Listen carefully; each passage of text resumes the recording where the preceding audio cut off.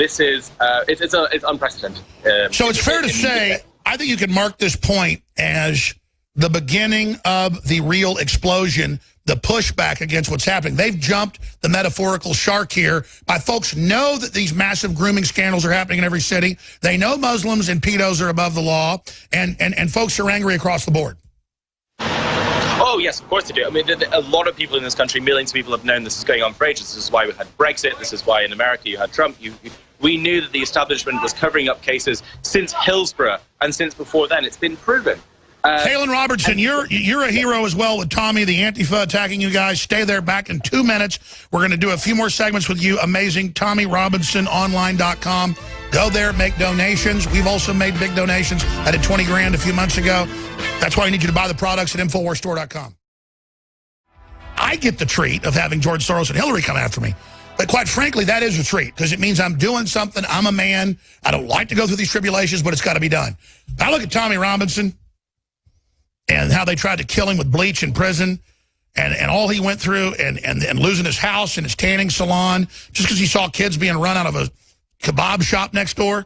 And it actually makes me get tears in my eyes that he hadn't gotten more support. But I think they went over the line, because it was Tommy that first exposed it, Tommy that went to prison twice for it, Tommy that didn't even break their fake rule, and now saying no one can report on him disappearing. That is beyond the stuff we hear about in old Russia.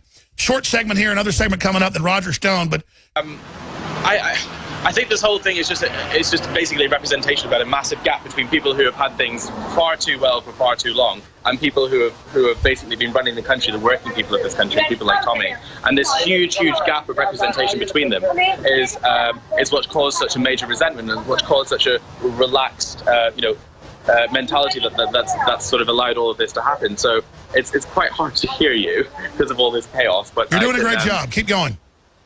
Yeah, well, this is what we're talking about. I got to know Tommy very well. I came from the left. I came from a very high-paying job. My partner was in the BBC, and we moved from that after we met Tommy and went for lunch and became really good friends with him. He told us about the EDL. He told us about the police corruption. He told us about every single time systematically that the police arrested him, raided his house with his wife and children, tried to scare him, intimidate him, tried to throw him under the bus, and tried to silence him. And we said, and this is very interesting, we said that this would never happen again in the day of the internet. This would never, ever happen again, when information could be freely shared and people would be able to galvanize. And that's what's so terrifying about this case, is because they've done it again, and they've almost succeeded, because they've managed to create a media blackout. And what's scary about this right now is that most of the people that I've been talking to, the feeling in the country, the people who know about this case, can't confirm it. They don't really know if he's actually in prison. They kind of know that he's been arrested. They kind of know that maybe it's kind of problematic and maybe he's been taken away, but they can't read any factual report to prove it's happened. And doesn't the establishment get that when you grab somebody who's a hero and then won't even let people know if he's in jail or prison when he is, that is the essence of secret police, and confirms the 1984 Orwellville has now finally come to London?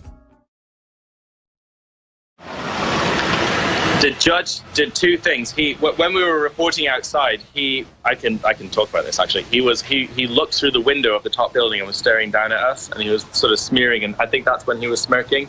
I don't think that happened in the courtroom, but he was smirking and yeah, somebody, I saw that on Twitter. I was trying to find it earlier. If you've got a real I saw that happening. And you know what else I can say? I haven't mentioned this. About 5 minutes before the judge looked through that window at us, the defendant, the rape gangs, were doing this and pointing at us and doing death threats to us on the street from the same window that the judge was smirking at us through 5 minutes before. I haven't reported this yet. And they were making death threats at us. And we reported it to the police right as it happened. We said, there are people in that room, in this courtroom, who are making death threats at us and doing these sort of signals. And what are you going to do about it? If we did that, what would you do? And the police responded, well, that would be a different situation. 100% true. I think there's actually a video clip of it. I need to go through all this. And then the judge looked through that same video. There's the picture. That's the same window that the defendants were making death threats through. Caolan Robertson, you're on fire. In the 8 minutes we have, lay out what you can say about Tommy. You're his contact, what he's saying, how he's doing, what you witnessed, where this is going, the huge awakening you've witnessed. Okay, well, we obviously arrived in Leeds to cover a grooming scandal of 29 men who had groomed hundreds of women. There was no evidence of any reporting restriction on it. We read out simply facts from a reputable, credible newspaper. We read out the allegations. We used the word alleged. There was nothing unlawful at all. We had done all the research beforehand, all of it. It wasn't a contempt of court thing. We weren't releasing information about the case that could jeopardize it or that wasn't already publicly available in the local newspaper. So we just decided to go out there and read out those charges and video the people who were the defendants who were going in. Those people have already had videos taken of them and already had pictures taken of them. So we weren't releasing anything new. The police immediately arrived, 9 of them, walked outside a car, arrested him, took him to a prison, told us that it was for breach of the peace. Very strange, given that it's one man with a phone. We went to the prison cell where he was being kept at. They said he's been released. He's not here anymore. And then we found out that he's being taken to the court.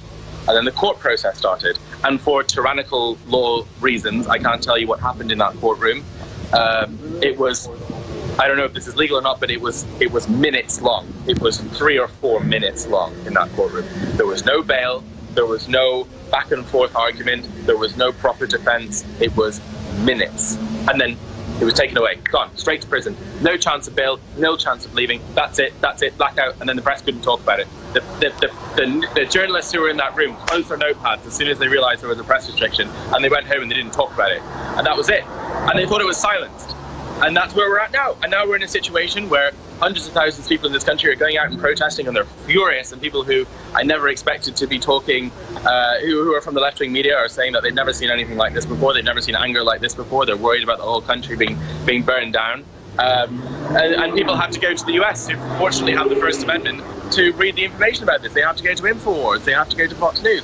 And they're losing their minds. Everybody is losing their minds. They can't comprehend that this is happening in a first world democratic country.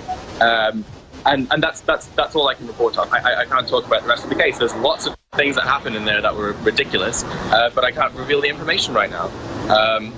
So as soon as I do, as soon as I hear any more contact from Tommy, anything like that, I'll pass it through Infowars and we'll keep everything updated. But until then, the only thing I can provide between then and now is that he is safe. All accusations of him being assaulted are untrue. It's not a highly Islamified prison where he's staying, so he's safe. That's all I can talk about.